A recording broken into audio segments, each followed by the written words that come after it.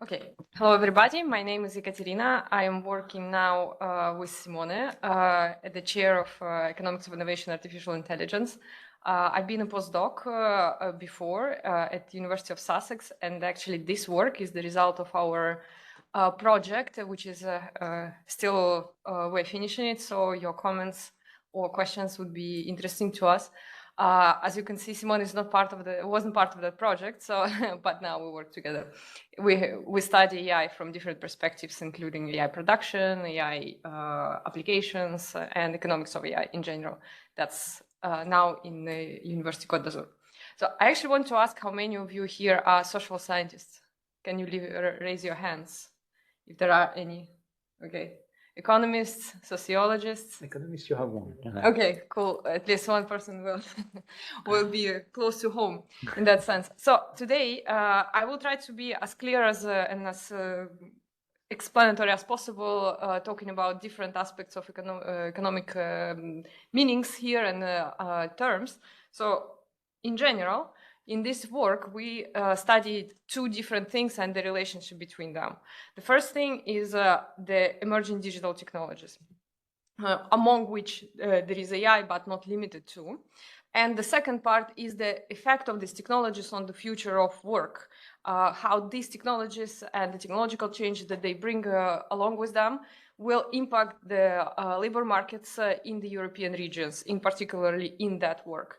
So in general, over the last decade, there have been a lot of technological advancements, especially in digital domain, not only for substitution of work, but also for augmentation of capabilities at the workplace. Some technologies broke from the lab to the wild of commercial field. Some technologies evolved from previous vintages to the next vintages, like 4G, 5G, and so forth, bringing Internet of Things, for example, as a technology.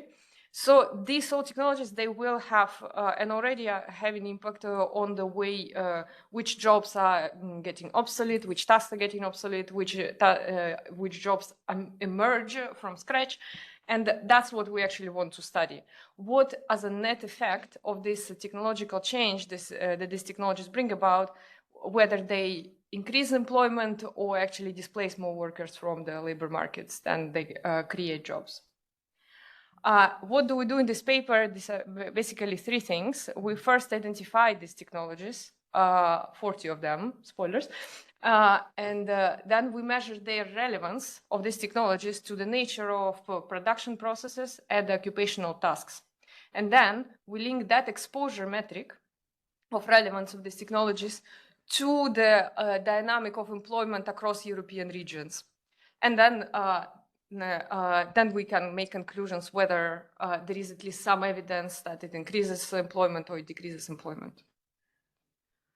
Some preview of the results. High-skilled occupations, so those are the managers, professionals, associate professionals, they actually increase in employment and are highly exposed, while middle-skill occupations, they are also highly exposed, but their employment decreases. So that's what we call in economics job polarization, when the middle-skilled employment is decreasing, while ends of the distribution, low-skilled and high-skilled, are increasing, so that automation or technologies, they actually eat up the centers of occupations and industry employment. But among the technologies, we observe also different effects. So not all technologies, they impact employment in the same way. Some technologies actually result in increase in employment or associated with increase in employment, and some quite neutral. So for example, cloud computing or autonomous vehicles, they as of now still did not manage to have any impact, perhaps because cloud computing is rather capital deepening or substitution of capital with even smarter capital, or with so it's deepening of the technological, it's a capital replacing capital, not humans. While autonomous vehicles might not see yet widespread adoption, hence no impact on employment yet. So our contribution in general to the body of literature in economics of innovation, in economics of labor, is twofold. We create the methodology how to measure the exposure, so relevance of technologies, And we are using text analysis in this case, and that methodology can be updated as new technologies arrive. While we also contribute to the body of evidence in labor economics, whether technological change has a positive or negative impact on employment. So first, we identify emerging digital technologies. I hope so far so clear. If you have any immediate questions of clarification, you actually can raise your hand and ask, because that might be important later down the line. So in what we're working with as text data and to represent technologies, we take patents. There is a previous paper that comes from the same project. I'm a co-author of that too. We identify patents that prove to be novel, so they're dissimilar to the previous body of patenting, and impactful, those that actually highly cited later after they appear. So, and this almost 200,000 patents, that's our starting sample, so in this paper. We take these patents and using sentence transformer model, perhaps some of you know it, it's a MPNet, so it's a similarity-based transformer. We create embeddings to represent each patent text. And then we cluster this patent text with k-means clustering into 40 clusters. And each of the 40 clusters we take as a coherent body of technology. So more or less, content inside each cluster is similar and talks about this similar technology that underlies that cluster. 40 clusters is because of the Davis-Baldwin statistic that shows that region is an optimal partition. So this is how the list of technologies looks. It is 40 partitioned into also hierarchically broader groups of 9 technology families. So you can see that, for example, here is 3D printing and additive manufacturing. They belong to similar class to one technology family, and they are close in the space. Then we have, for example, health technology, and here is health monitoring and medical information, e-healthcare. So that's a different type of technologies that actually we have. Machine learning and neural networks, they are part of computer perception, not only vision. In general, they belong to that technology family. So just to give you a gist what it is all about. So exposure scores. So now we have 40 technologies represented as embeddings to which we can measure the similarity. But the counterpart that represents employment, or at first we represent occupations and industries. We take industrial and occupational classifications. So these are 2 separate classifications. So NACE industrial classification at 3-digit and ISCO occupational classification at 4-digit level. So quite disaggregated. So it's very fine-grained industries and very fine-grained occupations. I will only talk about industry classification, but the same stuff is done for occupations. So just to keep in mind. So we take industrial classification, and this is in this corner, unfortunately, is pretty small, I suppose. That's how it looks, the one description of an industry. I can read television programming and broadcasting activities is the title of the industry. And then there is description of what that industry, which activities are done, performed under this under that industry. This is our text that we use for to represent industries. And as I said already before, we have patent text to represent technologies. And this is, for example, the targeted TV advertising is the one patent text below here, the paragraph that we use for matching with the industrial description below.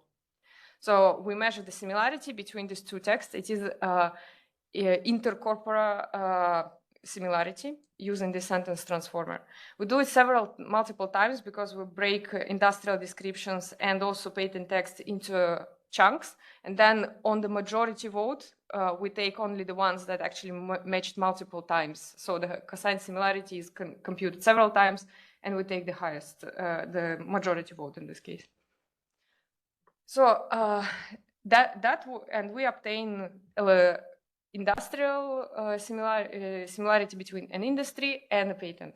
So it is a patent level similarity at first, but we have 40 technologies, and each technology is a cluster of patents. So we need to aggregate it to the level of cluster, so to the level of technology.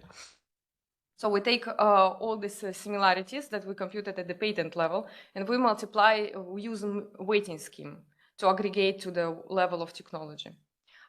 Weighting scheme in this case is we multiply each patent with number of citations, or we weight it by number of citations, and aggregate across the cluster. So it's a sum product, basically. And then we aggregate up to the patent technology level. And then we normalize using inverse hyperbolic sign transformation just to smooth the distribution to have to get rid of very large skewness. Then what we are getting at that point? We're getting a similarity between a technology and each industry in the classification, or technology and each occupation in the classification. And there are 270 industries and 400 plus occupations. So we have these pairwise similarities. What this similarity means? This similarity is relevance of that technology to the industry or an occupation. And this is not the probability of automation of that occupation or of that task. It is how relevant to the task, to the functions that technology. You have a question? No. How relevant is this technology to the tasks and functions each occupation performs? So basically similarity of a function of a technology and similarity of a function human performs in the job. This is not actual adoption, and it's important, but it is a proxy. So it's basically the precursor of adoption. So if the adoption happens, it happens to this extent because the relevance is that large. And that relevance does not indicate whether this is substitution technology for this for human in this task, or it is complementary to human in occupation. That's important because this would be additional work, for example, to infer from text whether that's producer or user, whether it's substitution or augmentation. So this is how aggregated figures look. So what we have here on the vertical axis is groups of in occupation, very aggregated ones. And first, the most exposed, because the box plot is to the rightmost, meaning that on the x-axis we have exposure. So the more to the right, the more exposed is the entire group. These are clerical support workers. So clerical support workers are basically information processors. So those who structure, receive, query, process information in some form, symbolic processors. And because the technologies that we study are digital and quite a lot related to information processing, that's what we have as the most exposed. That's basically first sanity check, this graph and the next that come. Then plant and machine operators, this group is the second most exposed because these are human supervisors of machines at work. So human supervisors of productive capital, basically. And then what's interesting, next, technicians and associate professionals, managers and professionals, these three next groups, they are the highest skilled ones. So that's why we say that the high skilled labor is actually in the top half of exposure. Meaning that these technologies come now already to either substitute or to augment high-skilled labor, as opposed to previous technology that actually came after the middle-skilled jobs. So this is a second sanity check, because if before it was to all technologies together, just to see which group of occupations the most exposed to the all technologies. Now we can see by technology here on the bottom and by the occupation group, from the most skilled managers to the least skilled elementary occupations. And technologies here are ordered from tangible technologies, so like 3D printer hardware and 3D printing, additive manufacturing, what else is here? Autonomous vehicles and vehicle telematics. So these technologies in the beginning, to the left, they actually have sizable tangible component, while technologies to the right, they have actually they are most intangible. They are quite digital. They almost don't have any component, physical component. What we see that the lower skilled occupations, they are exposed to tangible components because they have manual tasks that they perform with some physical objects, while all the high skilled ones here at the top, they exposed to rather only intangible technologies because their work is also quite intangible. This is sanity check number 2. Well, for the sake of sparing time, I will skip the industries, but they also have a similar pattern of intangible and tangible divide. What we do as the last part, we link change in employment in the European region and the exposure score that we computed before, we estimated before. So that exposure score, the higher, or one can assume, hypothesize that the higher the exposure, the lower the employment, because if technologies come to substitute. So this is our main model here to link these two. And what we do, we take the employment to population ratio, the change between 2012 and 2019. So we exclude the COVID years because they might, that was quite a shock. So it was not representative of the dynamics that actually is a normal one. And exposure, we compute the shift share. So we aggregate to the regional level, the exposure. I will explain it on the next slide. So we have 320 NACE European regions from 32 European countries. So that's our sample. Shift share. We have our exposure of every industry to every technology. And then we multiply that with the share of that industry in a region. So this way we can aggregate to the level of region. So we have a regional exposure to all the technologies, given that, in a period of time 2010. So we take the industrial exposure as a shift share, accounts for structure of production in the region, so which is important because they can vary in between, so that's a source of variance. And then this is our feature of interest and how it affects the dynamic of employment. So first of all, this is how the regional map of Europe with all the regions that we have in our sample looks. The more red is the color, the more exposed that region is to all the technologies in the list. Of course, there are regions highly exposed that are capital or like around Bavaria, around Rome, around Madrid. So the capital regions exposed as well, but some are not. So for example, here, and I know it from as an author of the paper, so Scandinavian countries, they're highly exposed to all technologies that relate to AI. So what we do, we first estimate a model that I showed before. So all the technologies, exposure to all of them, and the change in employment to population ratio. Overall, the effect is positive. So you see it's significant and positive coefficient, meaning that over the period of time that we observe, higher exposure is associated with higher employment. Because we take long differences, so the overall, and it's consistent with the literature, overall, the technological change in long run actually increase employment. But then we break the same dependent variable into, we divide it and decompose it into mutually exclusive categories, like by gender. So we take the share of female employment to population, or then share of male employment to population ratio. And here we still have a positive effect.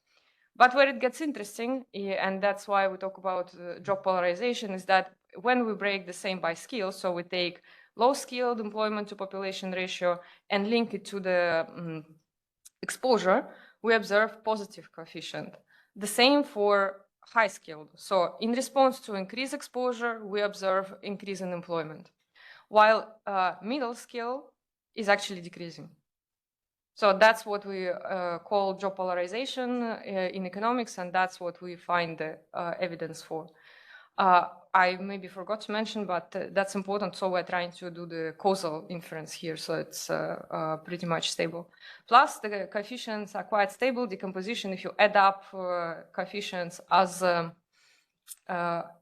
together from two mutually exclusive groups, you will almost always get nearly the same number here. So they do not wiggle as the model changes.